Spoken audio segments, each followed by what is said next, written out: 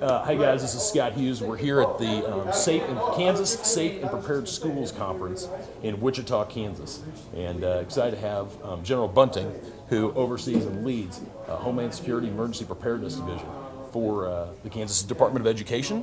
No, for the state of Kansas. For the state of Kansas. The Department of Education is one of our partners, but we're a standalone cabinet agency. Okay, excellent. I just kind of wanted just to spend a little time, kind of give me the vision for what are y'all seeing in regards to emergency preparedness, expectation at the school level. Kind of just talk a little bit about that, on how y'all are trying to help them, and what are you seeing happen there?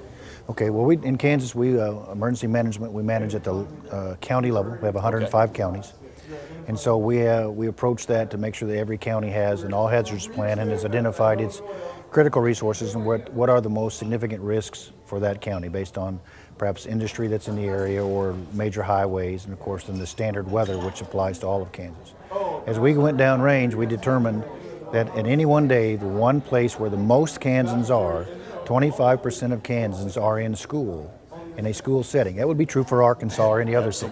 So we looked at that and we said, well, why don't we see what we can do to assist making sure that schools are as prepared as possible.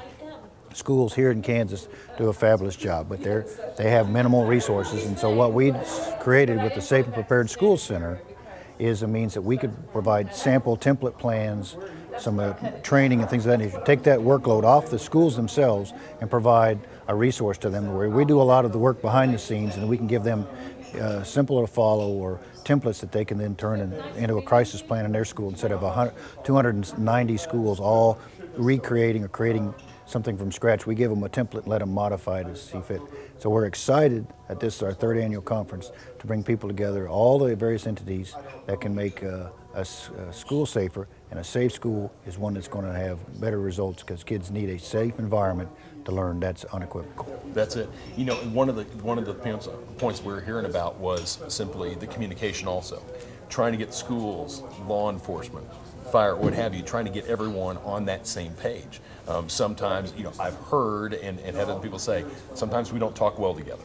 Right. Sometimes we're not planning very well together. School has an opinion, and boy, if it happens, we know you'll be there, but is there really a structured plan? So really, you all are trying to bring all those entities and connect everyone, so everyone kind of is working together to make that happen. Right. We want every school to have a crisis plan, which they do, but if they have a crisis plan and not everyone else in the district or county knows about it, then it may not be as effective as if they have a great working relationship with their county emergency manager so that he or she's aware of their plan and also make the school aware of how they fit in to the county's plan. So one of the most common things is schools, as a well-known resource, oftentimes are a place where communities go to when they need a giant gathering place or perhaps even a shelter.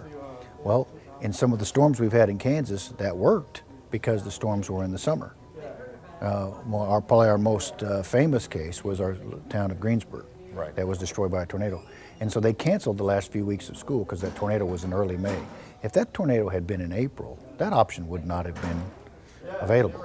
On the flip side, also in Greensburg, there was no school to go to, so we moved to the nearby town of Haviland for sheltering and many services. Again, in April, Haviland would have said, we're in school. And so we teach people to understand that the school is a resource and you need to put a lot of effort against it because it's where most of our people are. But also don't over-rely on the school as a resource if you're in competition with it itself. And so the schools need to know that somebody else might use them, but equally important is the rest of the community knows that if something happens to the school, they need to be prepared to adapt to accommodate the school if the storm or whatever impacts their facility. So it's great to understand how it all interrelates, and I think the schools in virtually every community are the cornerstone. Absolutely. School community is so critical, and I think the point, what you just said a little bit ago, at any given time, 25% of our population are in centralized locations. Yes. You know, folks, it's just not about active shooters. There are so many other variables to school safety that most just don't even think about that are out there. So really, this is just an opportunity for you here, for someone who's kind of leading the whole division, the whole concept of what it means to be safe and prepared. So appreciate the time, and thank you very much. Thank you. Appreciate what you're doing.